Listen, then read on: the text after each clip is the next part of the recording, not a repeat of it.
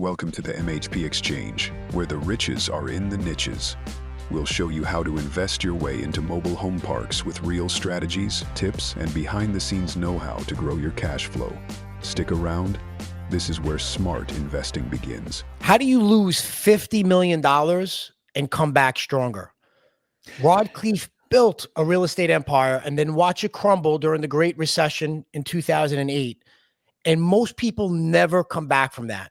But he didn't just rebuild, he rewired everything, his mindset, his mission, his model, and he turned that pain into power. And today, his students have owned and operated over 268,000 units.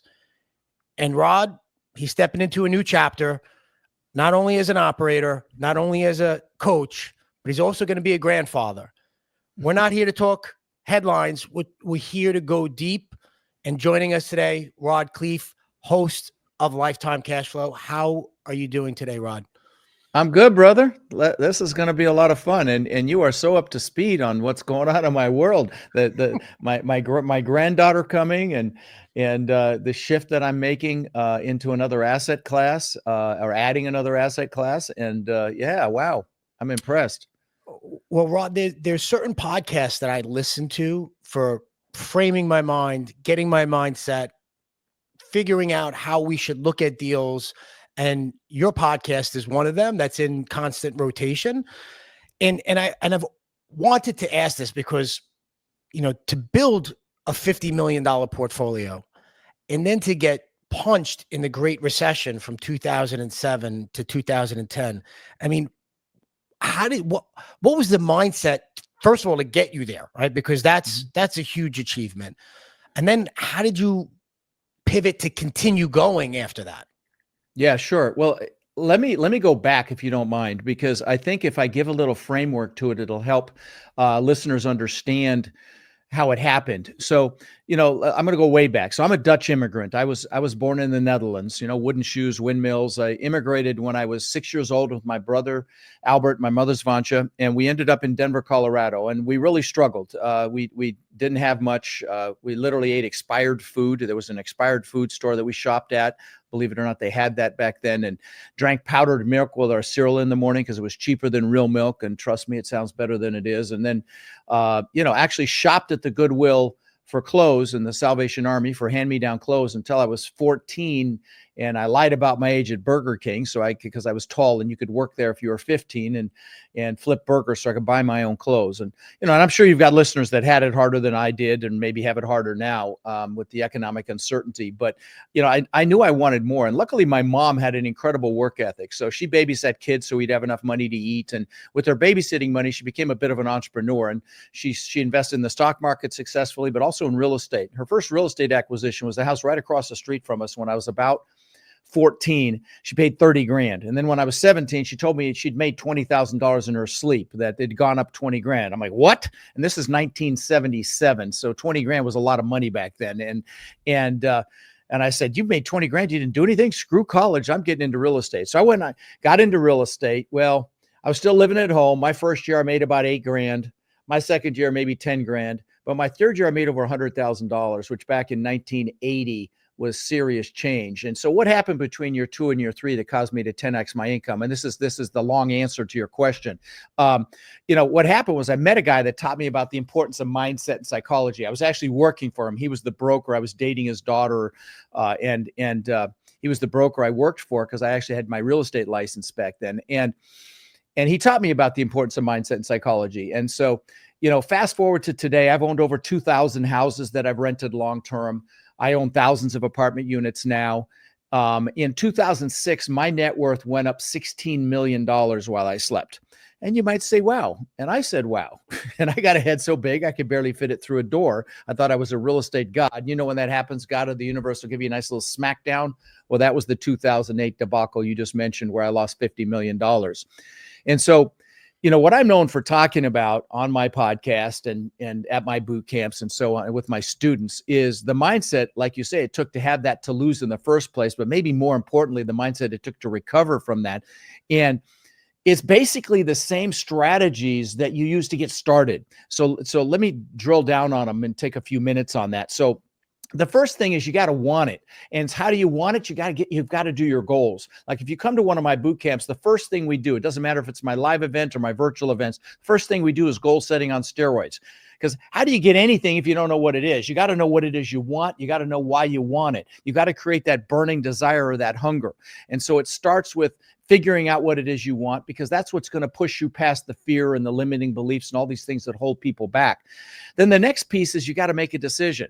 And I don't mean dip your freaking toe in the water or put one foot in, one foot out. I mean, it's done. You decide it's done. You know, the Latin root for the word decision means to cut off. If you're going to attack the island in battle, you burn your ships because you're taking their damn ships home. That's a freaking decision. It's done. And then you've got to, and then once you make that decision, you're like a train on a track, okay? And you see, motivation will get you started, but that decision and that firm commitment is what keeps you going. Then after that, you've got to actually take that first step. And, you know, Dr. Martin Luther King said, you take that first step in faith, the next step will be revealed. You know, Lao Tzu, thousands of years ago, said the journey of 1,000 miles begins with a single step, but you got to take that step. And sometimes it's a little step, but it could be the biggest step of your life. And you see, a lot of people get caught up in analysis paralysis, Frank. You know this, especially analytical people. They'll sit and they'll just, you know, have to check off every single box before they make a move, and or maybe see the whole pathway in front of them before they move. And what they have to realize is that, you know, great analogy for that is you can drive all the way across the United States at night, to your headlights seeing 50 feet in front of you, and you know other people have done it. You know you can make it. You may have some obstacles, but you can make it. And it's the same way with any initiative, any goals that you go after, but you got to take that first step. And I see it with my students a lot. I call it the law of the first deal. It's the scariest. It takes the longest. Sometimes they're in my program for 6 months, 8 months. They don't have one. Then I'm kicking them in the butt. Keep going. It's okay. Don't get frustrated. Then they get one. And next thing I know, a couple of months later, they have 3. I'm like, what the hell just happened? They realize that it's all between their ears. But here's the thing. If you don't take that first step, you're going to have regret. Don't fear failure, my friends. Don't fear failure. Fear being in the same freaking place you are right now a year from now, unless you love where you are right now. I can't think of anything worse than regret. And there's a great example of this. There's this nurse in Australia, a hospice nurse, that took care of patients right before they were about to die. And she asked him a question, Frank, and the question was, do you have any regrets? And she wrote a book about it, something like The 5 Regrets of Dying. It's a bestseller. But the number one regret was not living the life I could have lived, living someone else's life, not doing what I know I'm capable of. I can't think of anything worse than that. And see, what holds people back, like I said, is fear and limiting beliefs. You know, when I immigrated to this country, I got thrown into school. I didn't speak English, found out what bullies were for the first time. And actually, I've got them here behind me. I got to use this prop just because they're funny as hell. Hang on one second. Okay, so I got thrown into school, and my mom thought it'd be a great idea to send me to school in these freaking wooden shoes. These are the actual freaking shoes as well, and these leather shorts the Germans wear for Oktoberfest. So I got my ass kicked again. Okay, so for those of you that are listening and not watching, he has yellow clog hoppers, right? I believe that's they're wooden shoes. This is what the Dutch people wear. They go through the mud in these things. Anyway, she thought it'd be a great idea to send me to school in these after I'd already had my ass kicked by the bullies. So you look like a crack. It was like crack cocaine for the bullies. You know, it's like, oh my God. And then bullies would chase me home from school, and she'd chase them off with a fly swatter. I just hadn't learned how to fight back yet. So the next day I got my ass kicked again. So I came up with this belief system that I wasn't good enough. You know, I used to ask myself, how can I show them I'm good enough? Which I will tell you that question actually did create a lot of success in my life because it pushed me, but it also made the assumption that I wasn't.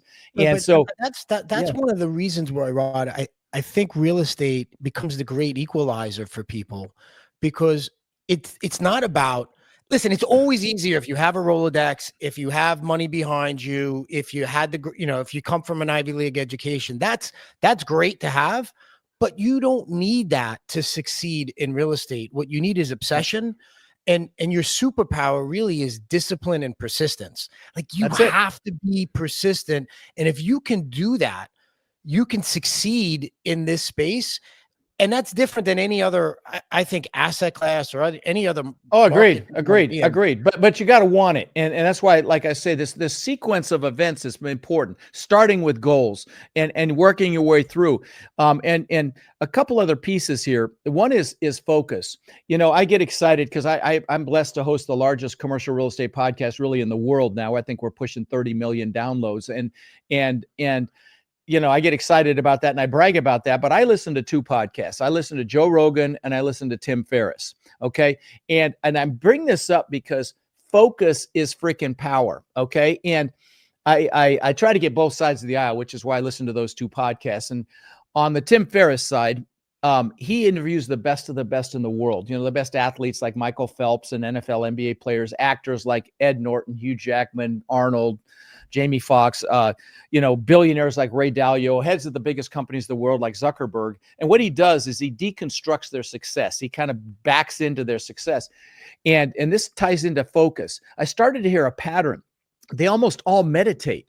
And, you know, and so that's what we call a clue, my friends, because meditation enhances what? And enhances your focus.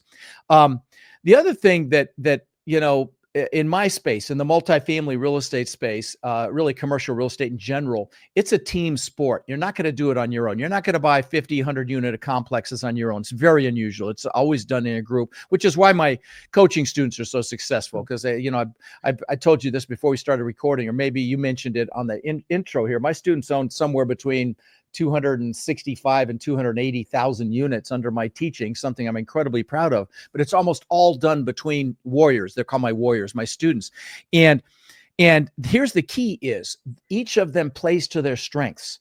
You know, so many people will tell you, build your weaknesses. No, focus on your freaking strengths, because your strengths are your power, and then hire, align, or partner for your weaknesses. Okay. And when you play to your strengths, first of all, you love what you do. You're in the zone, or like Jerry Maguire says, the quan. You know, you're loving what you do, so you're passionate about it. You know, if you hit a speed bump, it's just a speed bump because you're doing what you love, so you can push through it. You know, and when you're doing what you love, it breeds innovation, it breeds creativity. But the biggest thing is the passion. If you're passionate about it, passion is required to influence people. And when you're loving what you do and you're passionate, you know, you're able to influence people. Maybe you can hear my passion. I freaking love what I do. And so, you know, play to your strengths. Don't focus on your weaknesses. And then you've got to, I think that's being at your unique ability and focusing on what you do that gives you energy. And if you do that, then you're able to overcome a lot of the challenges that come your way. And you've been a testament to that. And the fact that you were able to rebuild after taking that punch, because I just want to take this back, because people who are listening to it, especially now, I mean, you have a turbulent time in the market, things might not go your way. It is easy to say, well, oh, this just isn't for me, right? Like, I did it, it's not for me. And I'm sure you were probably, even with that loss, you could have probably brought things down a notch and been okay. But you went forward and said, all right, I'm going to come back, but I'm going to come back even stronger. So what did you have to kill, right?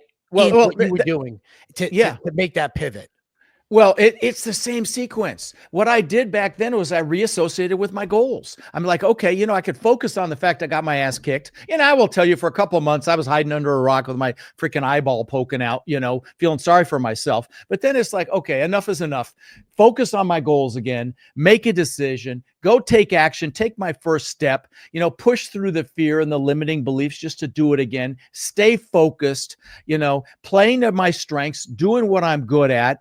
And you know, and then the other piece is I got around the right people. You know, back when I was losing everything in 2008 and 9, I was in Tony Robbins' Platinum Partnership. Okay, so I want to talk about peer group for a second, because who you hang out with is who you become. You show me your 3 best friends, I'll show you who you are, and your happiness level, your health, and definitely your relationships, your finances, everything. Because who you hang out with is who you become. And so, you know, I believe in the power of masterminds. And, you know, I used to have the largest multifamily mastermind really on the planet. I think it's about 40 or 50 billion in assets. And there was just too much work to keep it going. And so I stopped doing it. It was like herding cats, but it was, you know, I formed that to be around people that thought what I thought was hard was easy. Okay. Because I wanted to be around people that could help me elevate me, because a rising tide lifts all ships. Well, back in 08 and 9, I was in Tony Robbins' Platinum Partnership. Okay. And I was, before I say that, most people will default to a peer group they went to school with or that they work with. And those people may have their own limiting beliefs and their own fears, and they will hold you back out of their fear of losing you or their fear of feeling like they're less than because you succeed. And sometimes it's family. So I'm going to tell you, love your family, but choose your freaking peers proactively. Get around people that want more out of life. Again, this is why my warrior coaching program is so successful, because everybody's elevating everybody. So, if you're, if you're in, at a city, go to your local meetup groups, get around people that want more out of life, because that's how you do this. But again, back to my story. So I'm in Tony Robbins' Platinum Partnership. It was about $100,000 back in the day. That was a mastermind, high level mastermind. And I was around people that were killing it in that crash. They were killing it while I was losing everything. And they're like, get up, you puss, 50 million schmillion, go make something happen. Now, that's who you want to be around when the, what hits the fan, right? You want to be around people with that kind of energy, that kind of attitude. And so be very proactive in how you choose your peers. Super important. I think that's the mindset shift. When something happens, it's, why is this happening for me? And not, why is this happening to me? Yeah. And when you look at it from that lens, it's okay, how do I use this to move forward rather than getting stuck in that moment, which that moment will pass. But there's a lot to unravel here with you. And you sat there and you've talked about your students. And I want to touch on this because you do run a huge coaching a program. I mean, over 15,000 people that you've impacted, and 16. they've got about 16. Split numbers. Yeah. I've had almost 17,000 people attend my boot camps. Now in my coaching program, I've only got a couple thousand, just so you know. But we did a count on how many people have attended my boot camps, and it was 16 over. Almost 17,000. What's the biggest challenge in your coaching program or in your boot camp? Like, what is the biggest challenge in kind of getting your message across to the people sitting there? Because I'm sure not all 16,000 people there have become multifamily owners or have been as successful as you. Like, what's that biggest challenge getting through? Well, it's communicating what I just did. It's getting them focused on their mindset. The reason that my program has been so successful is it's not just about the technical. Only 10 to 20% is the real estate knowledge. 80 to 90% is the mindset and the psychology. If it was just technical knowledge, there'd be a bunch of wealthy librarians and college professors out there. It's the freaking do, and it's the keep doing. And that's what I push. I mean, in my podcast, you listen to my podcast, every week I do a clip called Own Your Power. It's a motivational clip. You give me 5 minutes a week, I'll juice you. Okay. I'll motivate you, because that's what those are. And people need that. I have signs around my offices that motivate me. I listen to motivational, clips and things like that. You've got to stay focused on what it is you want, not what it is you don't want. Because again, focus is power. And a lot of people, back to focus for a minute, people will focus on the negative.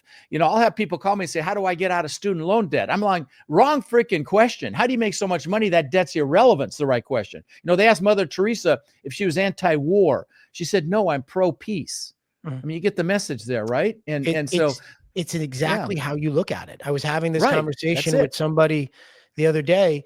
They were looking at a trade-in on their car, and they're like, wow, I think I lost money. I'm like, your payment went down. You got a brand new car. How is that a loss? That's a win, right? Now you're framing it in your mind that it's a loss. You're going to see more losses along the way. You have to look at, where's the win that I could focus my mindset on. And that's such a powerful message that, quite frankly, anybody could tell you the math, right? Like, the math is one thing, but you go into that mindset probably better than anybody else. Well, I'll tell you, I have to give Tony Robbins credit. I spent 20 years with him, and he talks about something that's super important that ties into what you just said. And life is about meaning. Life is, it doesn't matter what happens to you. It's the meaning you place on what happens to you. Two people can have the same from an outwardly appearance horrific thing happen to them. One can come out destroyed, and the other one can come out stronger. So you've got to choose the meaning you place on something, which ties into your car example right there, and look at the positive and grow from it rather than be debilitated from it. So yeah, that's a super important piece. Yeah. I do want to touch on a little bit of the technical, because Sure. Let's do it. I've been in real estate sales and marketing, as an investor, as an agent, as a broker. And one note that I've heard from you, which always stuck with me as just incredible. We've all done mailers, and anybody who doesn't know, that's when you send out some postcards, or you're sending out a letter to property owners, or whatever the case may be, trying to generate some business. I mean, the typical response rate on that, if you're lucky, is 1%, right? I mean, that is just 0.5% is the norm. Yeah, if you're lucky, that's 1%. Yeah. You've talked about getting an 8% response rate, which is just like blows everything away. And I want to talk about it. I definitely want to talk about that, because I think the process of how you've done that could be put in a lot of different places. It's pretty straightforward. Now, and let's full disclosure, I said 6 to 8%. It's in that range. Okay. But I have had as high as 8%. So several things. Number one is I'm not mailing to thousands of people. Now I'll align this with the with the multifamily space, because that's what I teach this process through. I never did it with the mobile home parks. We talked about, that I spent a lot of time preparing to do it, but I never did. I did it with multifamily. And so the first thing is I look for people that have owned at least 20 years. Okay. And there's a reason for that, but I look for people that have ideally owned their property 20 years. And for several reasons. One, they typically don't have any very little debt left. They have no tax benefits left. So they're ripe for seller financing, which is why now if the list is, so like in Tampa, I would mail maybe people that own 10 to 50 units or 10 to 40 units that have owned 20 years. And even in a huge MSA like Tampa, that's just a few hundred people. That's not thousands of people. So the mailing list is not insane. That's number one. Now, if the list is too small, I'll go down to 10 years. Okay. So that's piece number one. Number two is, most commercial real estate, which is what I'd be mailing to, is owned in entities, okay? An LLC, a limited partnership. Sometimes if they're stupid, it'll be in a corporation. Well, if you mail to the registered agent of that entity, where do you think that mail ends up, right? In the trash. And so what I did was I had virtual assistants do this. And I'll tell you, when I was doing this, I was building this mobile home park thing. I was going to do mobile home parks in a big way. My brother has owned quite a few. A good friend of mine, who I'm sure Kevin Bupp, has owned quite a few. So I had 8 virtual assistants at one time. 6 of them I was paying $1.93 an hour a piece. So these are Philippines. Okay. So I had 6 people working for under $12 an hour, and they were happy to get it. Don't think I was screwing them, because I wasn't. They were thrilled, but they were, one of the things that they were doing, besides geocoding mobile home parks all across the country, because a lot of mobile home parks are misclassified. And so if you go on Google Earth, you can find areas of mobile home parks and use the geocoding to see who the ownership is, because, you're not going to find them classified properly in the county records. So that's one thing they were doing. Second thing is we would get the mailing list done, and we would go to the Secretary of State's office and look up each entity that owned an asset and get the home addresses and names of the principals and the home addresses. And that's who we would mail. Now, that sounds like a lot of work, and it is. But again, you're not doing thousands. So even if you did it yourself and it was just a few hundred, it's going to take you some time, but it's not the end of the world. So that's a critical piece, because you're mailing them at their home address. Now, what I'm getting at, if you're, and I want to go from that, but what I'm getting from this, and for those of you listening, is you took the time to create an avatar on who you wanted to target. So you're not just mass targeting, you're really fine tuning, shooting with a rifle instead of a shotgun. Bingo. Okay. Yeah. So I'm sorry. So that's piece number one. Because I love seller financing. And if they're elderly, there's nothing better than seller financing. So, but that's a side note. Okay. So the next piece is, you're not going to mail them once. Okay. You got to get them when they're motivated. Okay. And like, I'll get people call me and say, hey, I can't get the seller to sell. I'm like, well, hello, you're pushing a rope. It's a waste of time. You want to get them when they have a divorce or a death in the family or a health issue, or they're getting hassled by the county or something. They're doing a lot of evictions or they're struggling, whatever. You got to get them when they're motivated. So you've got to mail them, consistently. And this is why you're not doing thousands. You're doing maybe a few hundred tops. And you're going to want to mail them, I would say 4 times a year minimum. But, and the first mail would maybe be a regular envelope, and it should be handwritten, by the way, always handwritten. Not, you see these ones that look like they're handwritten, they're printed, they're printed and they're crap. You got to actually handwrite them and use a regular stamp. Okay. So those get open. So that could be mailer number 1, but the letter should have, of course, your name and address at the top, but the first sentence should reference, the owner's name and address. The first sentence should reference the property address. Hey, I'm writing you about XYZ Worthwhile Avenue. So they recognize that. I always had multiple ways for them to contact me on the letter. I used to have a website called thekleiffamily.com. Picture of me and my wife, contact form. So that was one way, with a phone number. Of course, phone number is on the letter as well, but it was just a one-page website that had a picture of us. Hey, we're buying multifamily, and this is how you can send in a contact form. So that's way number 1. Number 2 is the email address, obviously. Now here's a ninja trick that we tried that worked very well, was we would put a self-addressed stamped card in the letter. Okay. See, if I'm mailing people that have owned a property for 20 years, they're retirees. And very often their primary initial mode of communication was mail. And so if you put in now, of course, it doubles your mailing costs. Yes, there is that, but it's very effective. You just put in, hey, this is what you have some questions they answer on the card, that, this is how many units I have. This is the price I may be asking. And, just some things like that. And that's very effective, little ninja trick. Let's see.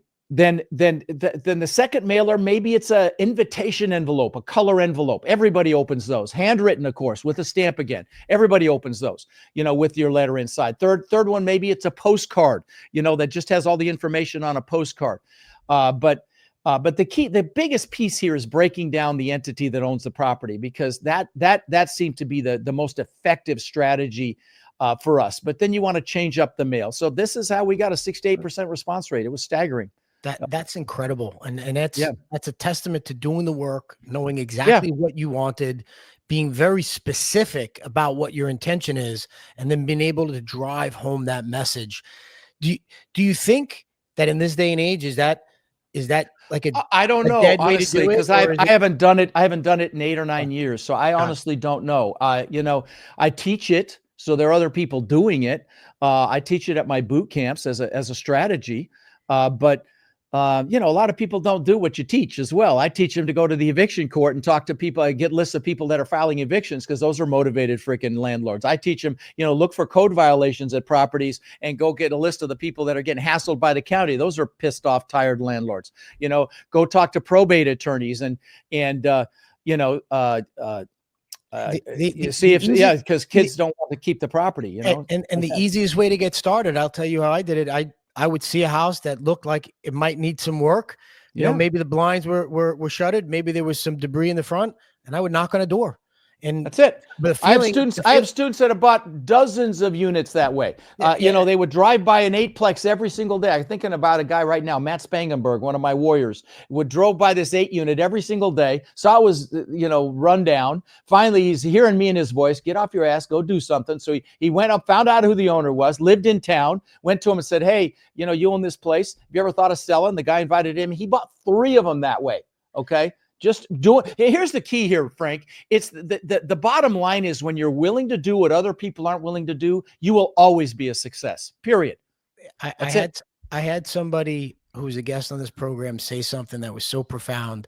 They said, everything you want is right on the other side of what you don't want to do. Right. So you make yourself a little uncomfortable doing that. And it just makes so much sense. And because if you're there and you're talking with that, the worst thing they're going to do is say no. And I would always tell people who work for me, the hardest thing to get rid of is a body. So if you can get in front of them, you got a better chance of success than anything else. And I think that's so key. I do have a question though, because you've mentioned let me just add something to what you just said, because Sure. this is a line that I use. It's easy, even on posters at my boot camps. The life of your freaking dreams is just on the other side of comfort. That's it. I love it. I love it. Yeah. Yeah. You alluded to this, but then you said you didn't do it. And this is the MHP Exchange podcast, so I have to ask the question. You looked at getting into the mobile home park space, but you didn't. Is there Right. is there a reason why you didn't, or do you wish you did at that time? Yeah, I do wish that I had pushed forward with it. I do. I really, at that time, my podcast was really taking off, and it was more multifamily geared. And, I hit 1 million downloads, which was very unusual at the time. And I was #1 in business, real estate, entrepreneurship for a long time as the #1 podcast. And so I just, that was one piece. The other piece was I got my ass handed to me in the crash, and that was a piece as well. But there were a lot of factors, honestly, that made me decide to go into multifamily instead of mobile home parks. And yes, I have some regret. I wish I owned some parks right now. I really do. My brother bought quite a few. Friends of mine bought a ton, and I studied it and learned it and got excited about it hey, life happens, and things change, and that's it. And it's the type of space where you've got to go all in with it. Yeah. Right. Like it's not something that focus is power. Focus is Right. power, and that's the thing. I can't do like lots of different asset classes at the same time. Sorry, I keep interrupting you, brother. I apologize. But that's the piece. But so you dove all in, and I think you basically got out of single family rentals, and you just went all in on multifamily at that point. Like after that, well, crash, it's because it was the single family that caused my crash. Okay, I had 800 houses along the Gulf Coast of Florida here, and I had several apartment complexes, and it was the houses that pulled me down. So let me explain, because I always get asked this, and people are like, "Oh, well, you were over leveraged." No, I was at a 30% loan to value, and I still crashed and burned. Okay. I only owed 30 cents on the dollar. So here's the problem with houses. Now, number one, I didn't logistically do it properly. I had houses 2 hours south of me, 2 hours north of me, and everywhere in between, like this 4-hour swath along the Gulf Coast of Florida. Well, here's the thing. Florida has no state income tax, so property taxes are higher.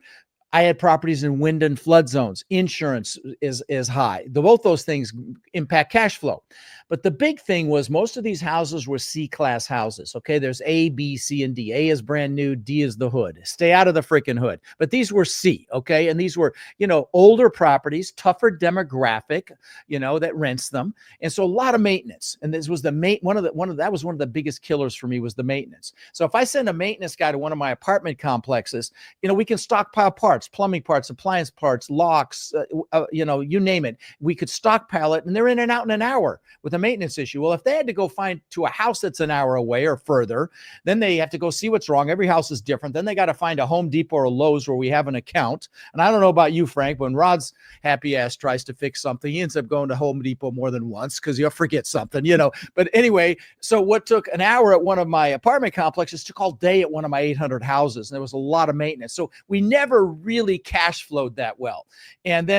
But then, when the crash happened, I discovered I didn't pay attention to tenant demographics. I really didn't pay attention to where people worked. If they had a good job, they had good credit, and they paid a deposit, I let them rent. Well, what I discovered after the fact was I had tons of contractors, plumbers, electricians, drywallers, painters, roofers, you name it. And that work fell off a freaking cliff. They didn't have any work.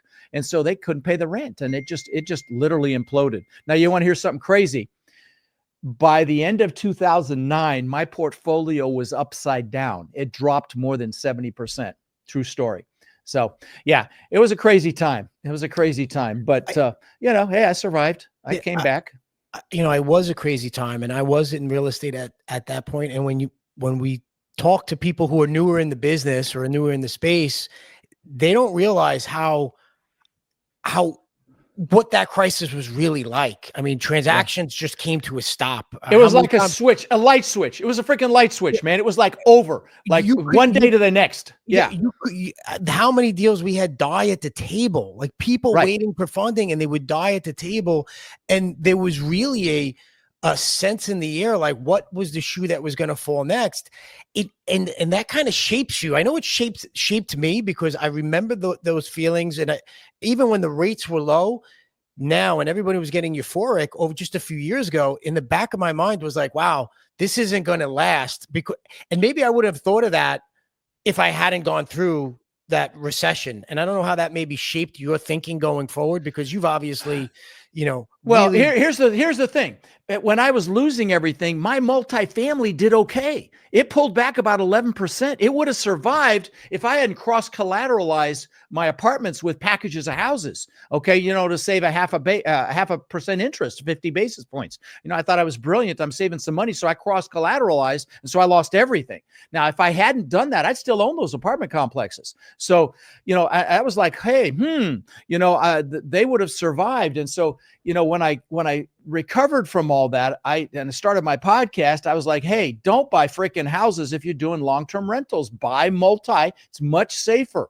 And candidly, it's easier to scale. I argue this with single family investors all the time. Is it easier to buy 20 houses or a 20 unit? Hello, and if you've got a single family house and you're empty, you're 100% vacant.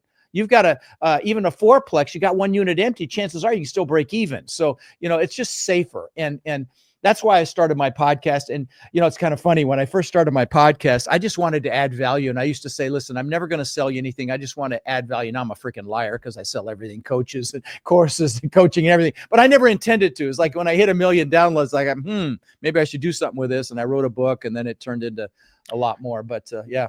So you do have that podcast, Real Estate Investing for Cash Flow.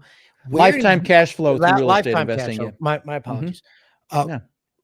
Where do you see the cash flow opportunities now? Are you, because you are pivoting question. Into something new? Yeah. Let's talk about that. So, well, first of all, there is incredible opportunity coming in multifamily. Okay, because of these interest rate hikes and the fact that a lot of operators use bridge debt, myself included. My partner got me into a couple of bridge deals that are in trouble right now, personally, and I'm an expert at this. And so, a lot of operators are in trouble with adjustable rate debt. They got loans at 3% that are now 8 or 9%. I mean, that just doesn't work. Okay. And so there are a lot of deals that are in trouble right now. And, lenders are kind of kicking the can down the curb, but that is going to stop. It's called the catchphrase for lenders right now is extend and pretend. They're doing loan modifications and deferrals, but that proverbial shit is going to hit the fan. It's already starting to. A lot of deals are trying to be sold just for the debt. These are deals that have a lot of money in them that they can't even sell for the debt because they don't pencil out. They don't work out financially because the rates are still too high. So I know we're recording this on the day that Powell's going to make a decision. Hopefully we'll get him the hell out of there and we'll get these rates down where they belong. But anyway, we won't go down that political rabbit hole. But the point is, there's a lot of opportunity coming in the multifamily space. Okay. It's not quite here yet, but I'm telling you, there's carnage coming. There's this debt wall. And here's the thing. Some of the operators aren't even in trouble, have their loans have termed out, meaning their balloon payment is due. Then the single family space, you recognize that term here. In the commercial, we call it a term, but it's basically a balloon payment. And they have two options. They can either sell or they can refinance. Sales are down 90% right now in multifamily. Refinancing is damn near impossible because they have to meet debt service coverage requirements. Okay. There's something called a debt service coverage ratio because, when you buy a 20, 30, 40, 50, 100 unit complex, they're not looking at your debt to income. They don't care about your income. They want to make sure the property can service the debt. And the problem is with the rates where they are, the properties can't service the debt. So you can't even refinance right now. So this is why so many deals are in trouble and there's incredible opportunity coming. Now, that said, I am also getting into senior housing. I believe in it. There's 10,000 people a day turning 65 in this country. I'm one of them. I just turned 65 in January. And there's just incredible opportunity in that space. There's a huge shortage of beds. So I've got my first deal under contract. We raised the money in like 4 days in Pittsburgh. And which, believe it or not, it's not a market I would think would be good, but it's a very good market for that business. And we are aggressively searching out other ALF assisted living assets, independent living, and memory care assets in that space. I threatened to do this back in 2008. I actually got my assisted living administrator's license here in Florida. I went to a 3-day course and I could be an administrator because I was going to get into it back then. I got the domain name affordableseniorhousing.com and I let it go like a knucklehead. But I was going to get into it back then. Then the market crashed as well, and that impacted that decision. You know, we shift gears as we go through life here. But I have an affinity for the elderly. Of course, I have an affinity for children as well. But and I think you have to get into that business. But that's a tidal wave that isn't going to stop for literally 2 decades. And there's incredible opportunity in that space as well. Because the demographics are in your favor. I mean, it's a wave. We're in affordable housing because this entire country, wherever you go, there's an affordable housing crisis. That's right. When you look at the demographics of this country, we do have an aging population. They are going to need housing options, and that is a great opportunity to get into that space. And I know you talked about doing your first deal, but even someone like you and who's got obviously a world of knowledge in multifamily, how will you have that deal structured? Do you have partners on that deal? Yeah, no, great question. So I just focused on the real estate piece. Listen, I'm not going to try to operate an assisted living facility. Even though I have the knowledge, I've been dated knowledge, but back when I got licensed. But no, we partnered with an incredible operator, super successful operator that runs a very tight ship in their senior housing, because there's a lot of nuances to senior housing that you're not going to find in a multifamily asset. For example, the pay scale for caregivers in senior housing is low. And so you've got to make up for that with an incredible culture, with a culture that validates and praises and reinforces those employees. And this company does a fantastic job with that. And so we're partnering with this quote unquote senior housing operator to manage those facilities. We're going to find them, buy them, raise the money, close on them. They're going to operate them. We partner together. I would never think of trying to do that myself. Now I have a lot of students that are doing it, and some of them are operating them themselves successfully, but I want to scale. And I believe that if I operate them, that'll slow me down. Could I do it? Yes. Do I want to? No. So I'm going to just find the facilities and partner with this operator because they can handle properties in multiple states. And so partner with that operator to make, to really get some scale. Well, that's so key, because we see it even in our space. You want to get in, but you need that education piece, right? And that first deal that you go in, you're going to make mistakes anyway. If you can leverage somebody else's knowledge and skill set, just because you're partnering with them today doesn't mean on the 10th deal that you're going to partner with them, but at least you're getting that you're getting the privilege of their education, their knowledge, their experience, and you can implement it into your own business. Well, that's why my Warrior program has been so successful, because your first apartment deal, you're not going to do it by yourself. And so new students, new coaching students will come in and they'll partner with somebody that's already got a few hundred doors. And that way, when they go to a broker, they can say, we own 300 doors, 500 doors, 1,000 doors. They use the we word, and they've got instant credibility. Number one, they have someone that's done it before to guide them through, and they may do, just 1 or 2 deals with that group, adding value in some fashion, and then may go out on their own, or they stay together and continue to do deals together. But that's the power of networking and getting in groups like that. So if you're listening and you want to get into this, again, get around people that are doing it. Go to your local meetup groups, find people that want to do this, because this is a team sport and you can lean on somebody that's already done it. And that's how everybody starts. Okay. Everybody starts that way in this business. So if somebody wanted to find out about your Warrior program or the next Warrior program that you have, or your boot camp, how would they get involved? If you're out there listening and you want to, become a warrior, right? In the multifamily space, how would you get in that room and how would they connect with you?